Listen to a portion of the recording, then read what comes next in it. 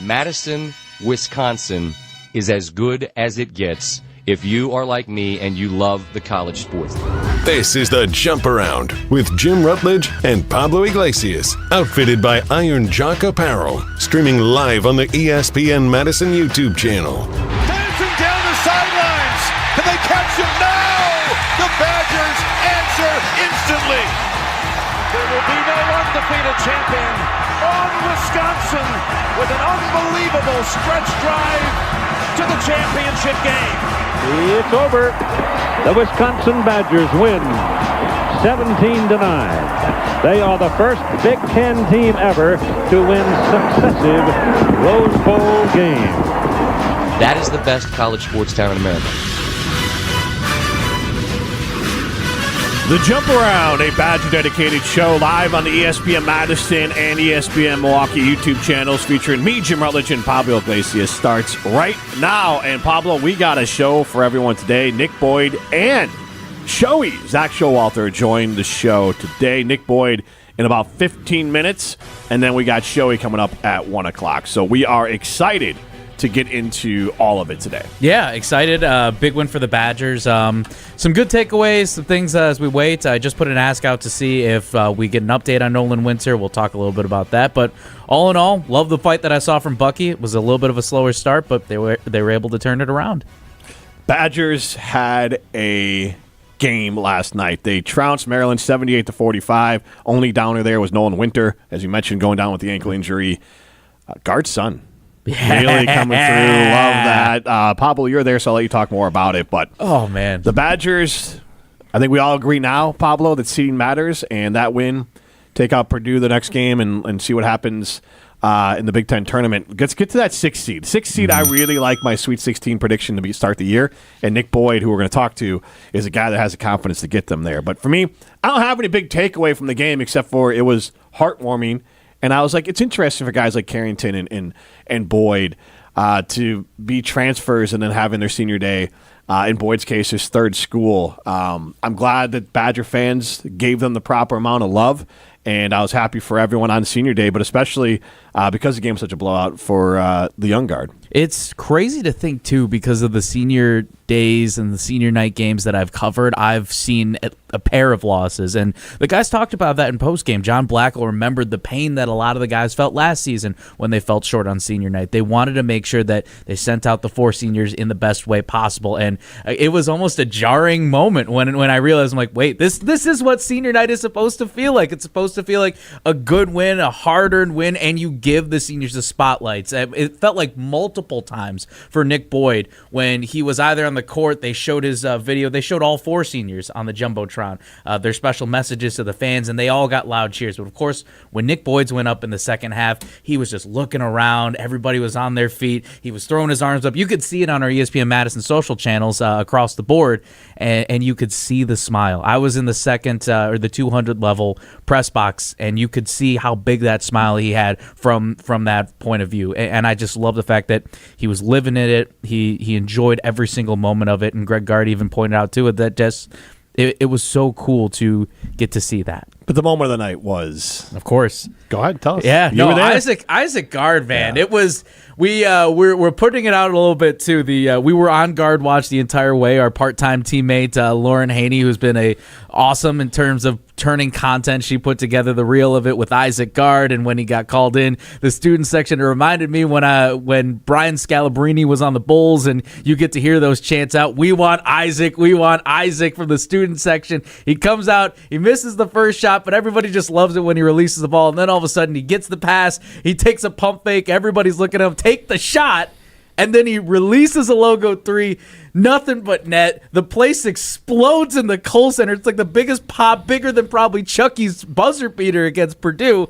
Man, it's like I'm getting messages of this was the best moment that I've seen in the Kohl Center. That's crazy. The bench exploded, which tells you that he's loved, and he hit that shot, Pablo, with his father standing right behind him. And so that was truly remarkable. That's literally, and we'll move on after Riley's thoughts to the clip of the week, that's literally the only thing I cared about from that game. That was awesome. And did you see, I don't know if you saw the video that the athletic department put out, but Greg Gard, Isaac hits the shot, and then Greg, you can see, like, cracks a wry smile and is trying to, like, walk away and, like, calm down Nick Boyd and John Blackwell from freaking out and coming on the court.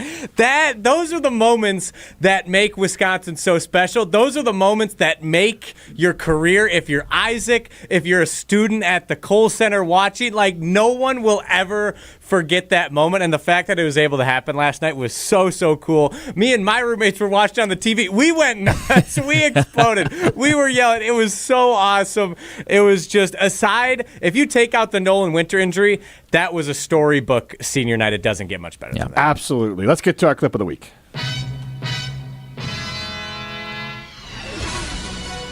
Around these parts, there's only time for the best of the Badgers. We don't know exactly where we are right now. Why don't you own the Wisconsin football team? We need to play better significantly. They're spoiled rotten. This is the clip of the week on the Jump Around. Go someplace else. Go boo in a bar. Yeah, it is. It's the clip of the week on the Jump Around, and today we're taking a listen to something our teammate Ben Brust had to say on a new show being done on the ESPN Madison and ESPN Milwaukee YouTube channels, March Mode with Alex Strofe and Ben Brust. Here's what Ben had to say about how you would deem the season a success if they don't make it to the second weekend. I look at this Wisconsin Badger basketball season in the lens, I think it's fair because, unfortunately, all of the great games that we witnessed, even Braden Carrington's career high, 9 threes, beating Bronson Koenig's 8, I believe, against Virginia Tech in the tournament, like a first or second round game. Certified ball knower. Awesome game, awesome story. Kicked the crap out of a team after coming back after that horrible loss against Oregon. All of the great moments, beating Illinois, beating Michigan State, who knows what happens with Purdue coming up on the road. It doesn't mean as much. Dare I say, it doesn't mean anything at all if they don't get to a second weekend of the NCAA tournament. So when I look at the lens of everything they're doing, I see them sitting at a 7 seed most likely right now. So my question for you guys, why are none of us on the show to talk about the Badgers? That's one of the questions. Okay. What the hell does Alex Strofe know about basketball? I think that's the man can't get himself off the ground. Can't get 95 pounds off the ground, that's for sure. But my question for you, we don't know the diagnosis of Nolan Winter's injury. If he is out for the season, is it still a disappointment if the Badgers don't make the second weekend? Yeah, you set these standards, and with all due respect to Nolan Winter, and he's a key player, and obviously he's like their only big. This team isn't really a team that, when I think of how they win, Nolan Winter is auxiliary to it, a key auxiliary. So I'm not taking down what kind of player he is, and obviously he was on the show last year regularly, but this team is made to go, and guards win tournament games, and Ben Brust has said that before. So now, does he limit their ceiling? Absolutely. But I think if they get that 6 or 7 seed with Boyd and Blackwell and Rhodey and Rapp, all those guys hitting threes, I think there's enough there that they can get those 2 games with the guards, because rarely does a big make a massive difference, especially early, and especially because Nolan's not like the dominating big Kenyon Martin throwback sort of like, I'm gonna own the paint type big. He's a Badger big, which they are bigs, but they move all over the floor. So for me, he definitely, if he is out for long term, which I don't think he will be, he limits their ceiling, but I still think they can get to the Sweet 16. Okay. I feel like it in the best way really goes to like Blackwell and Boyd need to perform at high levels, the levels that they've been performing at when we've seen them at their best. But I asked John Blackwell about this. What's your message to the locker room? What do you say? And he said, Nolan's a fighter, and we're going to make sure that we fight for Nolan just the way that he fights for us. It's next man up mentality. We've always been that way. This isn't necessarily something, as much as you would not want to lose Nolan Winter in your lineup, you still move forward as if, like, all right, well, if Austin Rapp is the guy, then Austin Rapp's the guy. If it's AB that's the guy, it's him. If it's Will Garlock, who Greg Gard said too, he likes the reps that he's been given as a pure 5. They have a rotation. Now the question is, can those guys step up? It's not trying to fill the void that Nolan Winter might have on the score sheet, but again, it's, focus on the 2 with Boyd and Blackwell, make sure that they're out at the top of their game, especially this time of the year, and then focus on, again, filling the gaps in terms of getting the minutes and making sure that you at least play tough defense down low. And now we're moving on to the Twitter portal because we got Nick Boyd coming up after this. It's time for the Badgers Twitter portal.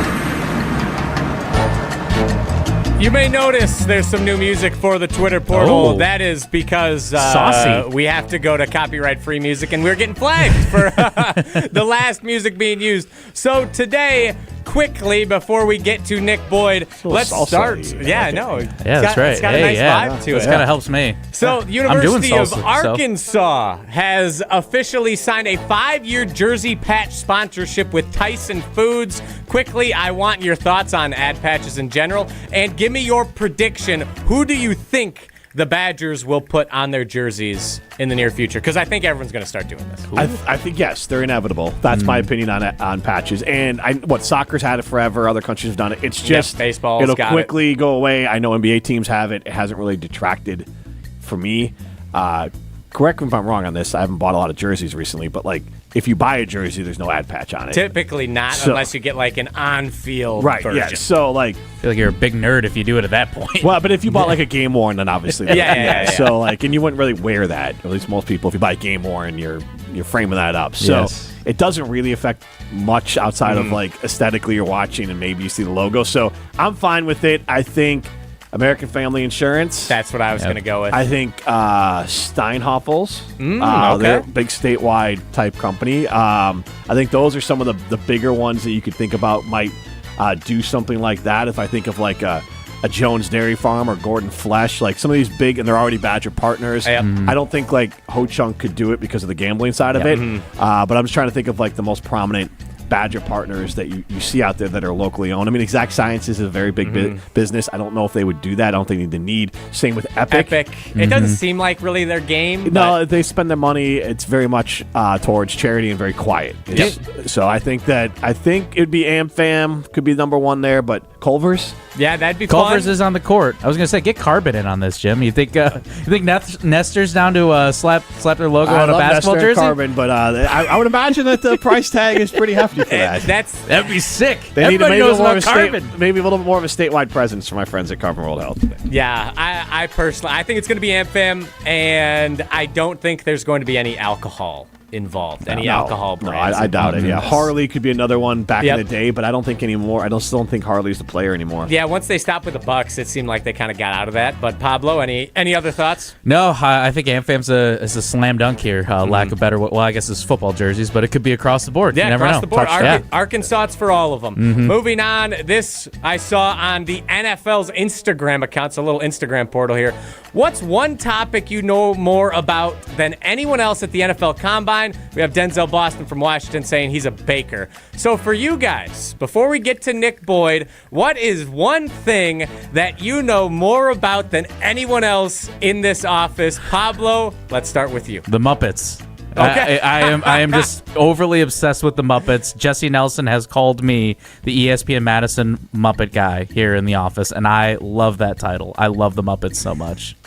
I'll go mainly on age, and I could do 90s, but I feel like the younger generation still knows the 90s, so I'll go 80s. Just the 80s in general. Okay. I feel like nobody in this office is going to rival my knowledge of the 80s, and I love 80s music. It's so campy and over the top, and the hair bands, the arena music, and then the synth pop, all that stuff's great, and there's so many movies that are done now that still have the origins from the 80s, the Can't Buy Me Loves and Big and all those movies. So that would probably be it, even though I was only 0 to 10 in the 80s. But I think a lot of for me, when you're in the 90s, the 80s is kind of your, and just like if you're born in the early 2000s or late 90s, the 90s are kind of your drop back there. And I know 90s are making a comeback a little bit as well. So I think the 80s is where I could excel. Who's the director from the 80s movies, the coming of age ones again? It's John something, isn't it? Ferris Bueller, 16 Candles, Breakfast Club. Holmes. John Hughes. Yes. John Hughes, yes, that's yes. it. Yes. Okay. For me, I'd go with the UFC, MMA, or jiu-jitsu, something in the combat sports realm. I'm very confident that my knowledge could rival and surpass anyone in this office when it comes to combat sports. Big fan. Love them. What belt are you? I'm a purple belt in jiu-jitsu. Ooh, okay. So I did Taekwondo. I stopped around 15, but I was It wasn't black belt. What's below the black belt? Brown belt. Brown belt. Yeah. So, but I was like a half. So I was half brown belt, half something else, like the lower level one. So I was like, wasn't full brown belt when I ended up stopping, but I didn't get the black belt either. But I did a lot of taekwondo coming up, and then I took, just for the free credits, I took some judo classes in college as well. Yeah, judo's legit Olympic sport. Judo honestly and taekwondo both go hand in hand. But I think I'll put it on Karate Kid. Probably got me into it. But look, I don't fall. I mean, and Riley, you probably speak to that. Balance. I'm going to push you now. Yeah, but I mean, balance is important. Yeah, balance is just one of those things that I've had, and I'll credit fully to doing taekwondo when I was younger. Karate for me, I can't remember when I last when I stopped doing it. I want to say it was somewhere in middle school, but I was right around the same with Jim. I was a 2nd degree brown belt, I believe. I was 1 away from black, and I don't know why I stopped. Should have kept going. Maybe it was because more organized team sports, but I really regret that. If I could go back and do it, would love to get back into martial arts in general again, and maybe pursue that black belt. Hey, forward BJJ. That's where I do my jiu-jitsu, and that is it for the Twitter portal. All right, we're going to get to Nick Boyd in a second, but during Steinhaffel's Make It Your Own event, creating furniture that fits your style is easy. Choose your fabric, select your finish, add the details. That will make it yours. Right now, at Steinhaffel's, you'll save 10% off store-wide. Then you can take an extra 5% off special order and in-stock items, $999 or more. And if you need design help, you can get up to $200 off Steinhaffel's Decorating Solution packages. Shop in-store or online at steinhaffels.com. Nick Boyd coming up after this. During Steinhaffel's Make It Your Own event, you can create furniture as unique as you are. Choose your fabric, select your finish, add the details that make it yours. Start with 10% off or more store-wide. Then take an extra 5% off special order and in-stock items $9.99 or more. Need design help? Get up to $200 off Steinhaffel's Decorating Solutions packages. Shop in-store and online at steinhaffels.com. Relax, it's Steinhaffel's. We are thrilled to be joined by one of our favorite players, or at least I'm going to speak for it, one of my favorite players for the Wisconsin Badgers, Nick Boyd. And Nick, I'm biased in it because I'm good friends with Ken Levitka, the Florida Atlantic University play-by-play guy. And before you got here, so as soon as I saw, because I'm an FAU alum, and I know Ken real well, and as soon as I saw you were coming here from San Diego State to Wisconsin, I was like, I know that name. I know Nick Boyd, and we had Ken Levitka on the show. He said that Badger fans are going to love you. You have that dog in you, and you were going to bring a lot of toughness to the team. So what do you think of that advanced scouting report we got from Ken Levitka? Yeah, I mean, first, thanks for having me. I appreciate it. I'd love, but, I mean, Ken, that's my guy. I mean, me and Ken and I, he was traveling with us through the airports as our radio guy, going, whether it was United, American, Southwest, place to place. So we were able to spend a lot of time together, and he's seen the journey from day one, from freshman year all the way up to a Final Four, and then trying to repeat. So he knows the good and the bad about me, but I love Ken, man. He wrote one of my recommendation letters, so he holds a special place of my. His call. I don't know if you guys heard it. I mean, you're FAU alum, so his call for the Final Four game was, the Elite Eight game, go to the Final Four was. It gives me goosebumps when I hear it. So, I love that dude, and I appreciate his scout. He always has my back. Nick, I loved the hype that Ken gave us, and again, just us studying the tape, getting to learn from Jim too, an FAU alum, of just the hype that everything leading up to it, and you've delivered and then some since you've come to campus here. So I think I remember the first memory that I had was the season opener against Campbell. I remember you grabbed an offensive rebound and you just went coast to coast. I would say that it's not fair to say that it's a second gear. It just feels like that you're always locked in that mentality that you're going straight to the rim. You have you just truly have that drive. Tell us a little bit about where that started. What was it about the fearless attitude that you have? You're like, it doesn't matter how tall this defender is, doesn't matter what obstacles are in your way, I'm going to score no matter what. Tell us a little bit about that tenacious energy that you have and where it started. Yeah, I think it's when I was young. I had, just like anybody, ups and downs when it came to my basketball career in high school, and just having talks with my father, and he's telling me, man, if you really want to play basketball at a high level. I was on a JV team where I didn't really play much at all, and I've always dreamed of being a college basketball player, and like, man, if you really want to play college basketball, first you got to work, and then secondly, you got to be fearless. And I gave it a try that JV season, and it started to work a little bit. Our minutes went from 5 to 10 to 15 to 20, and ever since that day, man, that was a pivotal moment in my life, honestly, where I was going outside in the backyard just shooting after practice, and that was my 50 or 25 shots. That was my extra work, and that's where that drive really started. And so with this team, obviously the way your career, you had the success with the Final Four early, and now here with Wisconsin, you're kind of the old head. You're the one that's leading this team. You're the one that people are going to look to as this tournament rolls around. So how have you evolved as a leader over time, and even the way you use your skills from earlier in your career to now with the Badgers?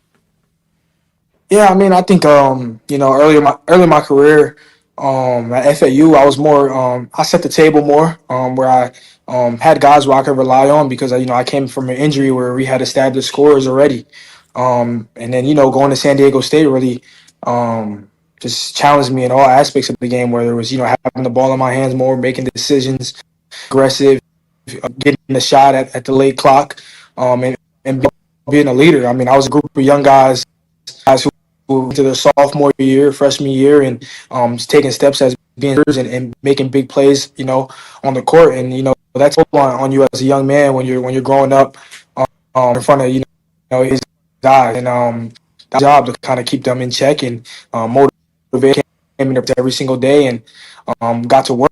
Ultimately, we were able to get to that March, which is what some memorable moments because there was a lot of challenges throughout that year where as a young guy you might give in a little bit to the long season, so we were able to make it to March and out that dream at least, and have guys who've never been to March make it to March. And this year, man, I got no more next year, so I'm leaving it out on the floor every single day, every single night, and if I go down this year, whether it's tomorrow at Purdue, in the tournament, March Madness, I'm gonna go down swinging. So it's no more of that.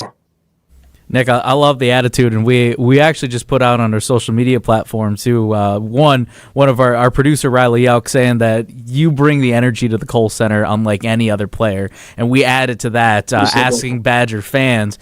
Nick Boyd is the most electric Badger since fill in the blank. And one comment here from, I got to shout out Mark Wass out here, one of our fans who had said, it is not yet written because we want to watch him in the tournament, because if he is on pace to keep doing what he's doing and lead a Cinderella run, he could be the best or the most electric Badger ever. Now, again, I know that you're one game at a time. You focus on chipping away at it. But when I say that back to you, that there's a potential that Badger fans see you as potentially the most electric Badger of all time, what does that mean to you in this 1 year? I mean, look at my arm, man. I got the chills. I got the goosebumps when I hear that type of stuff, man. Like, man, it's a blessing, man. God really put me in a position, every single year on this journey in college to just leave my and it's points, energy is something, and I'm just grateful that the fans kind of be myself, accepted me for who I am. My team, coaches, and the fans. Energy sometimes to people in the Midwest it might be a little bit different, but I'm just who I am. I'm authentic through and through, and I just try to bring positive light and energy, and that's why God has me on this earth. What has obviously you've had some great coaches. What has Greg Gard kind of added to your game and helped you improve throughout the season that you're going to take forward? Yeah, I mean, man, Coach, he's challenged me. We had a rough stretch. And I keep going back to, as I think about my last couple of regular season games, it's like just the journey and the different challenges I faced every single year, and this like no other. We came in with a group, who we thought was a really good group, and we've proven that here. And obviously, it doesn't start in terms of the way we gelled and had each other's back on the offense and then as we wanted to. But our perseverance, and you talk about guys in the locker room who've just like me came to the big stage and took some lead and fought back. It's going in a direction where there's a lot of teams that really want to play us when we get hot. So Coach challenged me, with my leadership and then just showing up every single day. And as he's still learning me and I was still learning him, we just adapting to each other. And I think the challenge he really put on me the most was how can I make my teammates better, whether that's passing, or energy, lifting them up in practice, challenging them in practice, competing. And I feel like that just ultimately made me appreciate my teammates more and the reason I'm here. And that's I can just spread positivity and light and just have fun. And when you win, it's a little bit more fun. So, Nick, I've said it on the show here is that Wisconsin owns the 3 best wins in college basketball, and I think there's been talk too nationally. I believe the national pundits have also said that here and there about the wins that you guys have had, 2 on the road, 1 at home. I want to talk about the Michigan game, and I want to talk about where it was, especially you took over, and also the Illinois game too. Both 2 insane road environments where you guys came back, you went toe to toe. What was it again about that fearless attitude? How do you channel that? I know you said you learned that early in life, but when it comes to those moments, was it the Final Four run? Is there something in your college career where you're like, yeah, this kind of reminds me of those moments? That's where I could lock in, and again, we could compete with anybody, and that's what really sparks my competitive attitude. Yeah, I mean, it goes back to FAU, man. Where we played we were the underdog most of the game. We stepped in the tournament or even playing those high major teams. And I mean, let's face it, that's what it was for us early on in the year. Everybody counted us out. And I don't know, it was just something about, being counted out and being the underdog in a sense where, we channeled the energy and it brought each other that positive energy and came together as one. And I know, I don't even know how to explain it. It's just like something takes over my body, and I don't know. I just get in a mode where it's just time to go. I got to do whatever it takes, and and I feel like that starts with toughness teams, whether it's getting in the paint, maybe fouling the other team or something like that. So just to settle the game and let the other team know that we gonna be fighting. So I don't know. It's hard to explain and put into words, but it's just why I love the big game of basketball, because it just brings out what's best in me, and that's my competitiveness.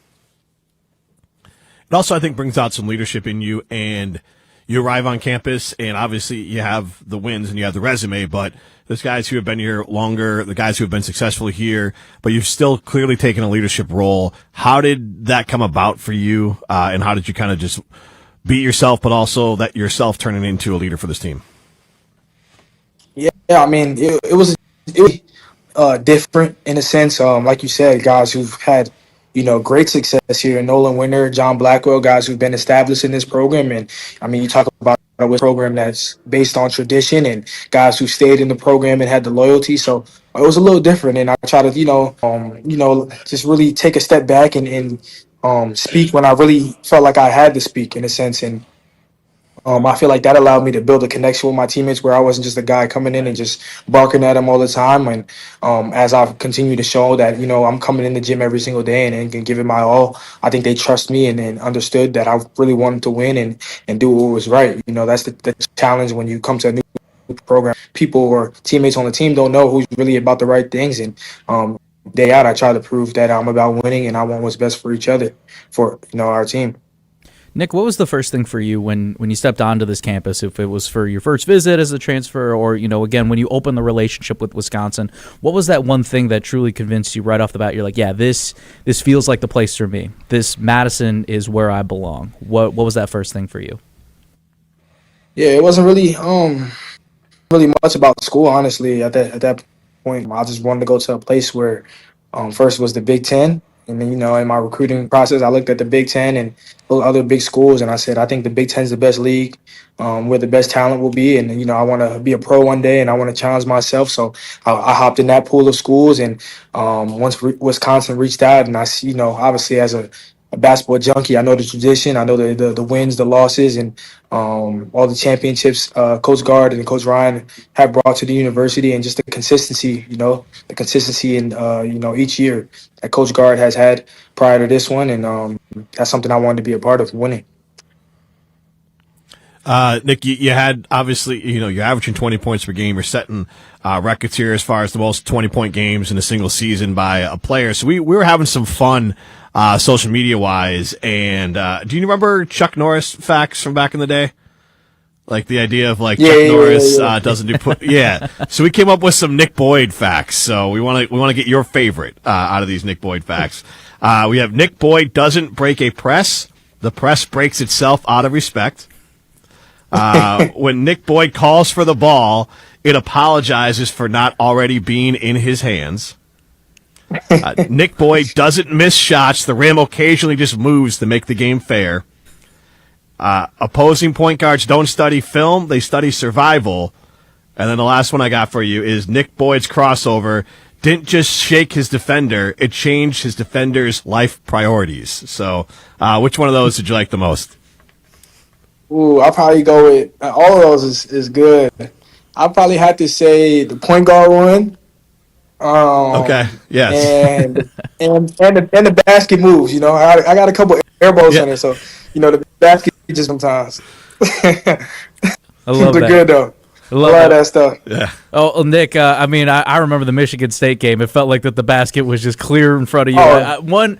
One moment that I felt like I wanted to ask you this in the post-game press conference, but John Blackwell ended up jumping into that and said that you launched it from State Street. I got to ask you, though, here, since we have the moment, did you plan on the Steph Curry long ball heat check? Was that going to be the shot that you planned out for, you know what, I got to get 20 before halftime? Did you expect it to be that shot? What was going on when you were dribbling the ball up court?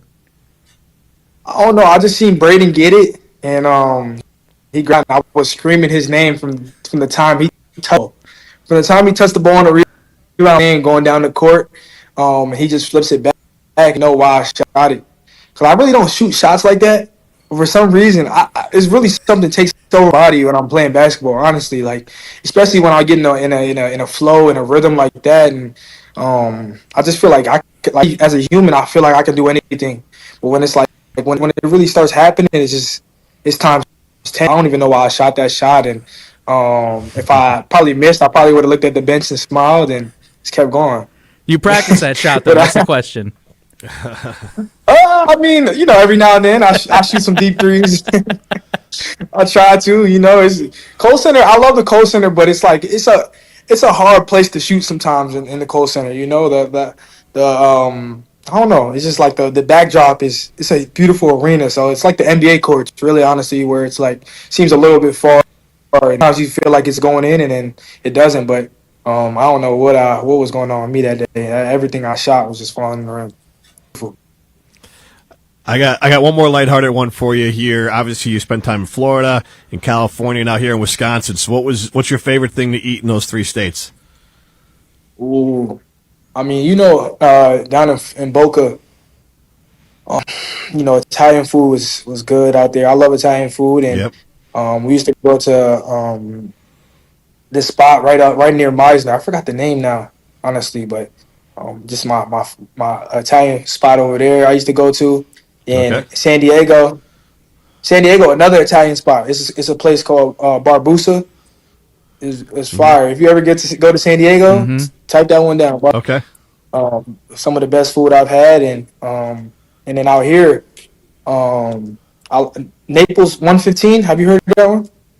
Yes. I've been there. That's a good spot. Yes. Yeah, it's low key. It's low. Yes, good I know. Food, but I love Italian food. Me personally. You know, if I have to go, you know, steakhouse. I used to me and my teammates used to go to Morton's down in Boca. I don't know if you remember where that one is at. Yeah. In the little shopping center. Yeah, San Diego. I didn't really do much steakhouse. More like tacos and Mexican food out there. Some of the best spots. Madison. I ain't gonna lie. Madison. You know, it's not the weather that those two cities bring, but it has some good food. So I'm not mad at that. Nick, last question. Last question for me.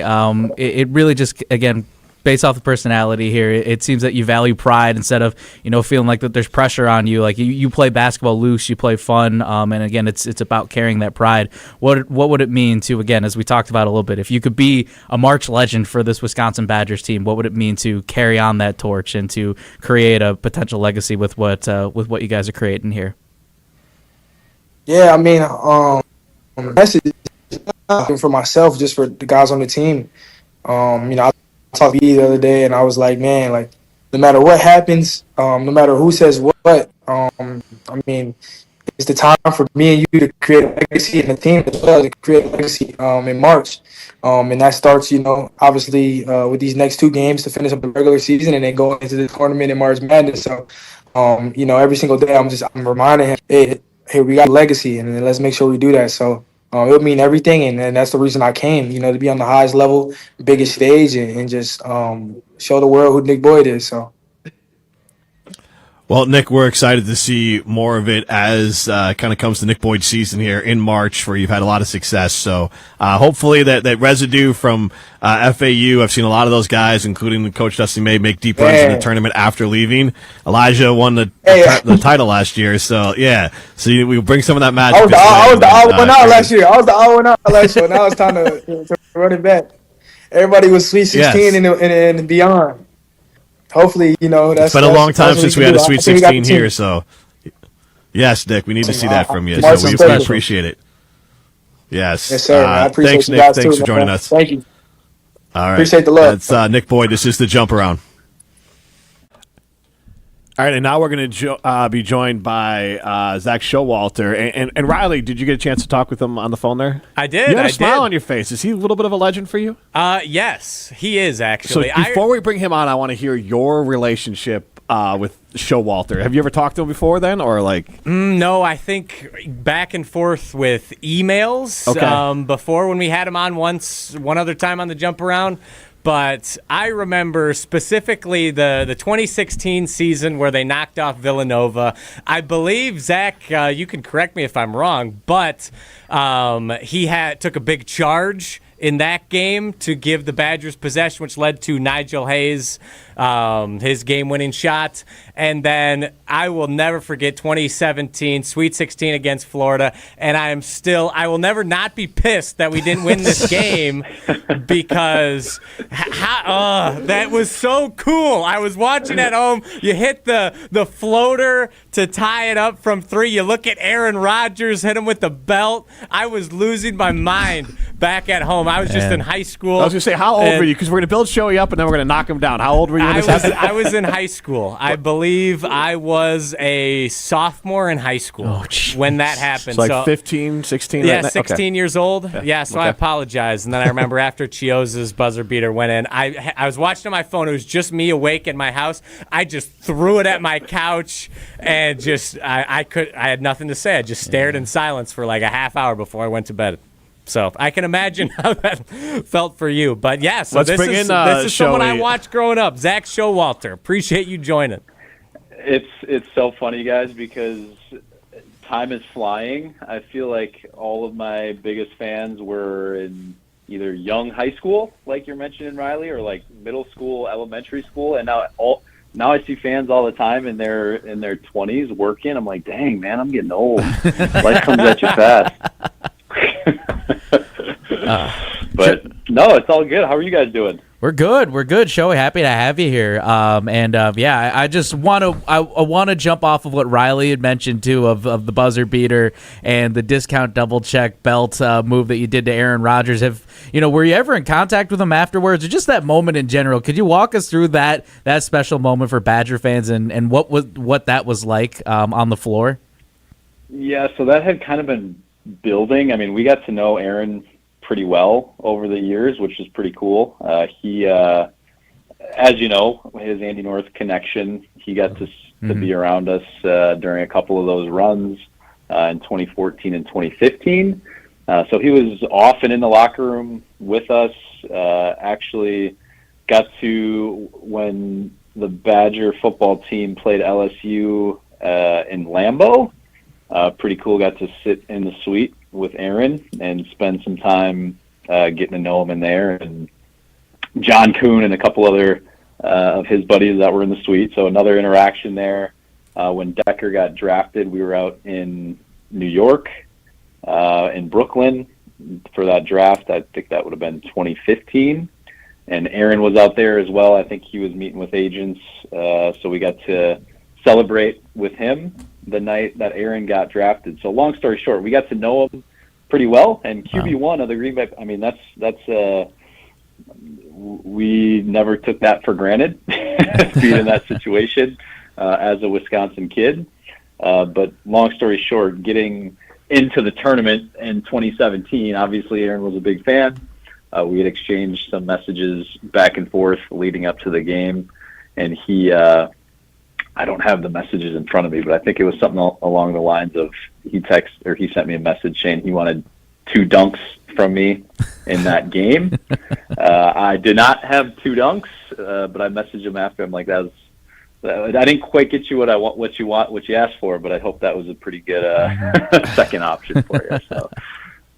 We are joined by Zak Showalter on the Yuengling Hotline. Yuengling, the oldest brewery in America and now officially in Wisconsin. So that's exciting. And Shoey, one of the things that I wanted to ask you about is I'm going to try to make you feel old because I feel old all the time. Zak Gard, senior night. When did you meet Isaac around Greg? Like I saw some reporters talking about seeing the Gard kids when they were tiny, and now Isaac is hitting threes on senior night. Yeah, he was a little squirt, obviously. I don't know how old he was when I first met him. It was probably on a recruiting visit, so that would have been, 2010, 16 years ago. What is he now? He's 22 maybe? Probably right in that range. Yeah.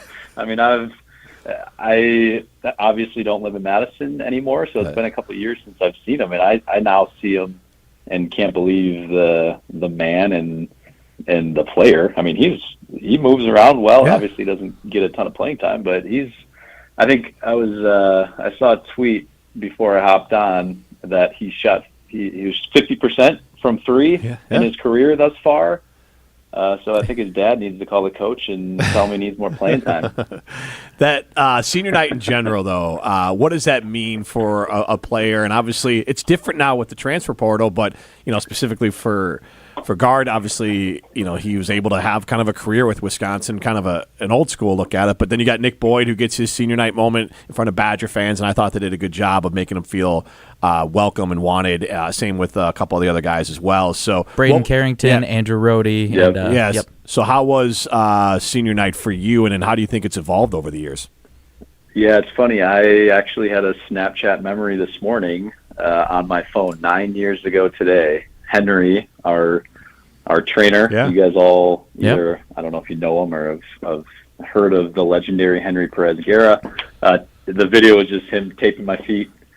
Said one last time at the Kohl Center was the memory, so I sent it to him this morning and just said, hope you're doing well. Nice. But I can't believe, it's 9 years already that happened. And I think the cool part about senior night now is that even though we only get to see these guys play for 5-6 months maybe, Badger fans have fully embraced this group, and this group is a ton of fun to watch, as I'm sure we'll talk about more. But it still feels like senior night, even though these guys didn't necessarily spend 4 or 5 years in the program.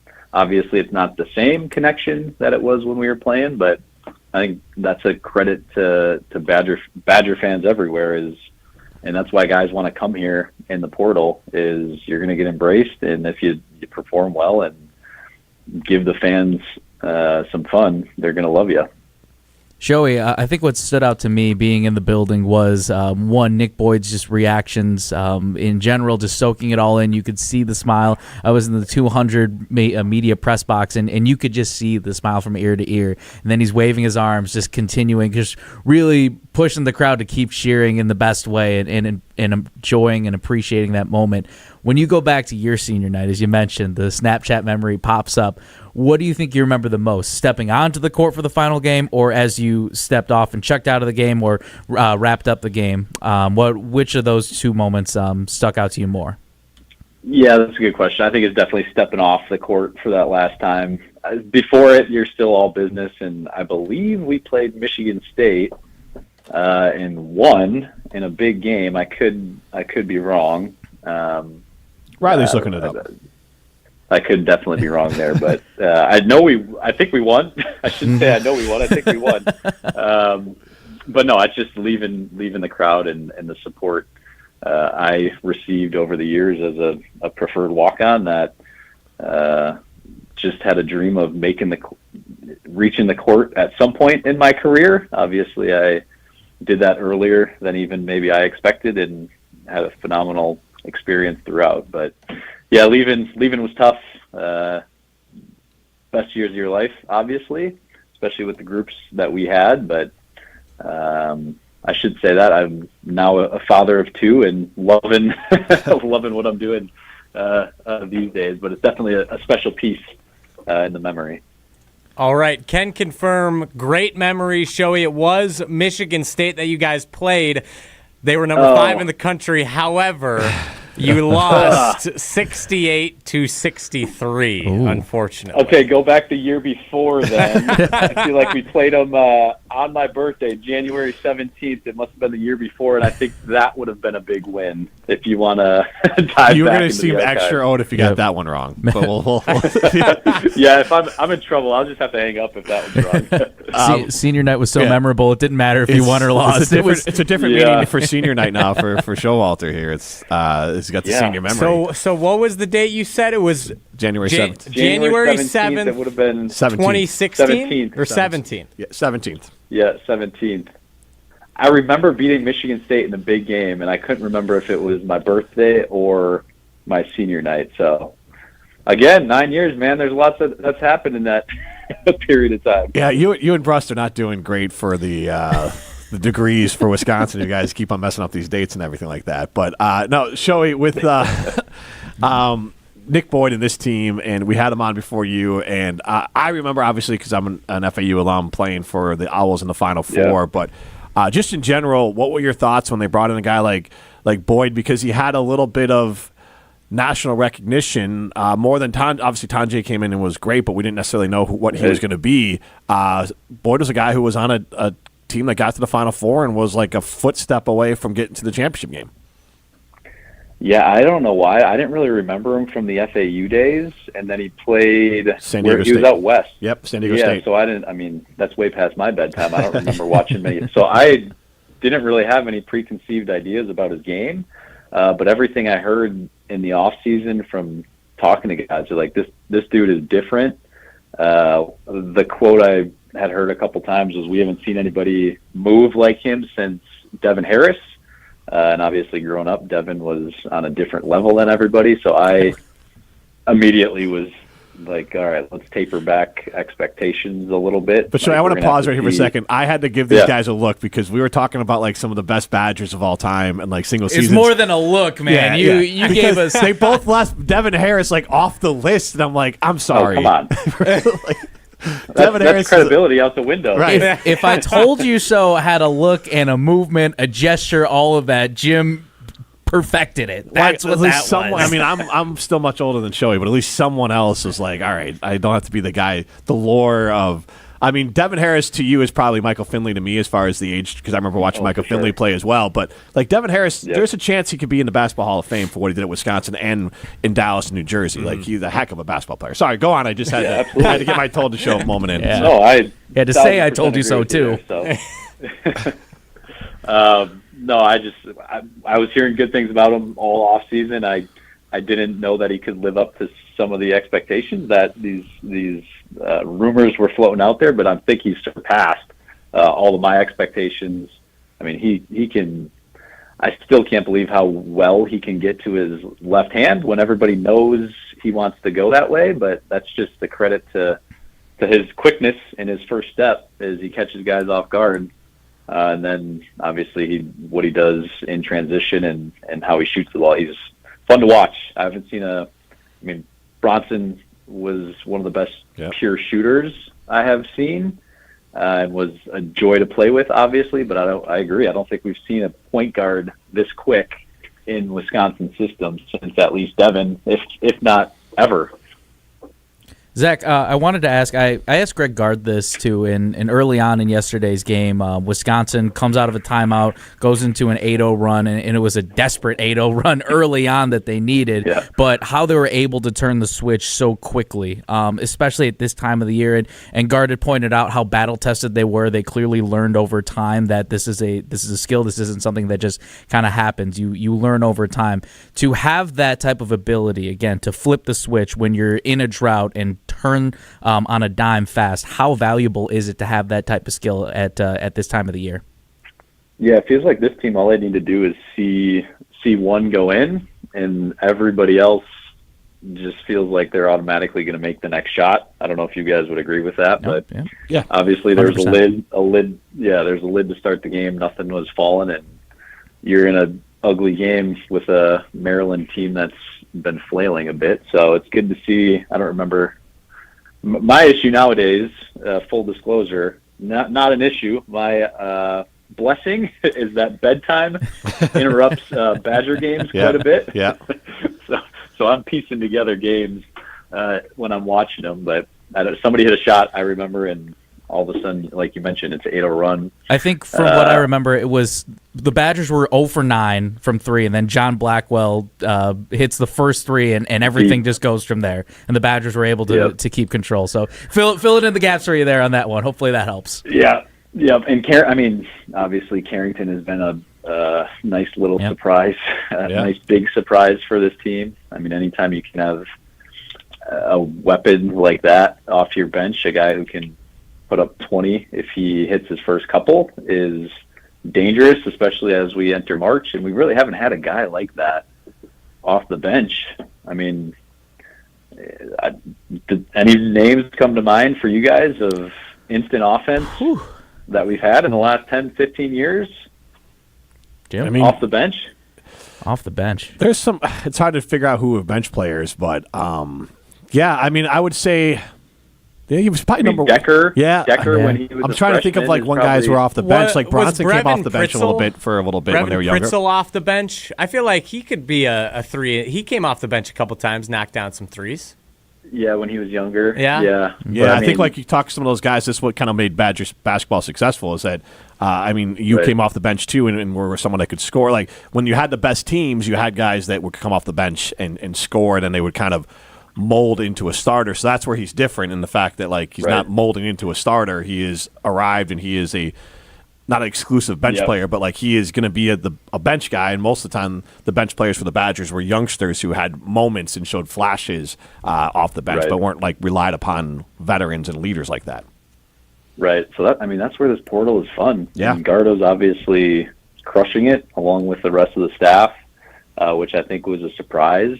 I mean, full transparency. I thought Marquette, not to bash Marquette, but I thought they would absolutely dominate us for the next 10, 15 years in this new NIL world where you just throw money around and they only have a basketball team, obviously. So it's kind of been a nice, pleasant surprise.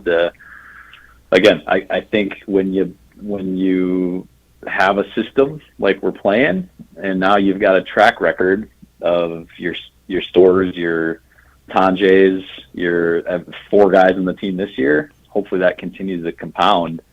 And we're a spot guys want to play, and they elevate their game in Badger red and white. Shoei, I got one more for you here, and it's strange that your team, and look, Greg Gard's been successful. It's just in the tournament it hasn't been there. You're the last team that's gone to the Sweet 16 for the Badgers, which is just mind-blowing. Yeah, 9 years. Yeah.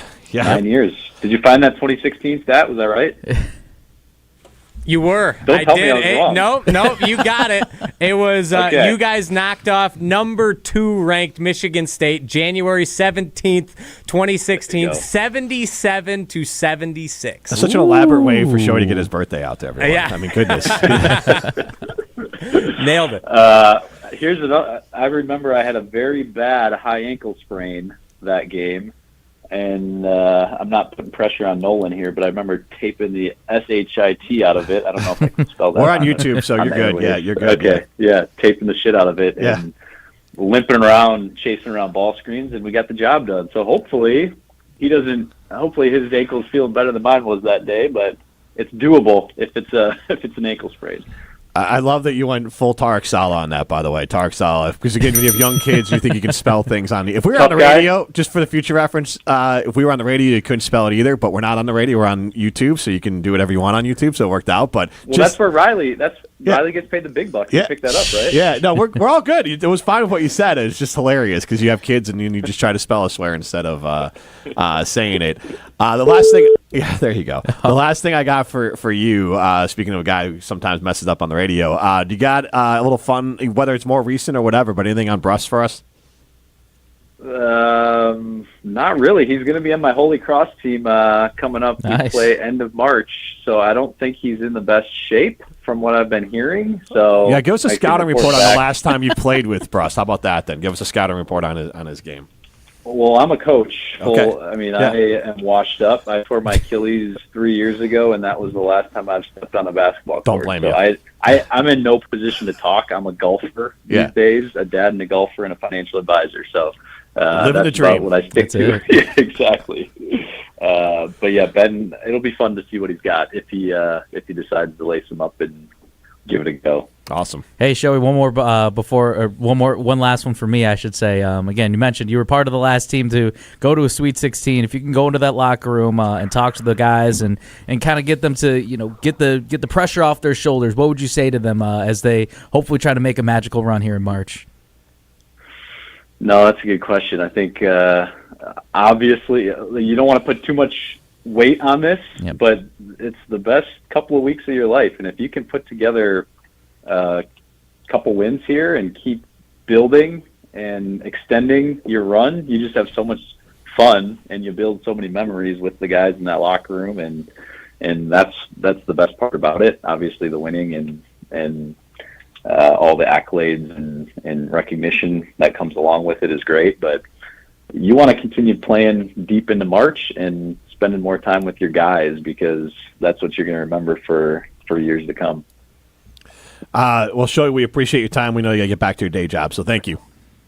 Appreciate you guys. Good catch up. All right, that was Zak Showalter. This is the Jump Around. Of course, all guests join us on the Yuengling Hotline. Yuengling, the oldest brewery in America, and now officially in Wisconsin. Pablo, Riley, it's been a fun show. If you missed it, Nick Boyd and Zak Showalter, a heck of a show from us leading into March here. So this has been the Jump Around, a Badger-dedicated show on ESPN Madison and ESPN Milwaukee's YouTube channels.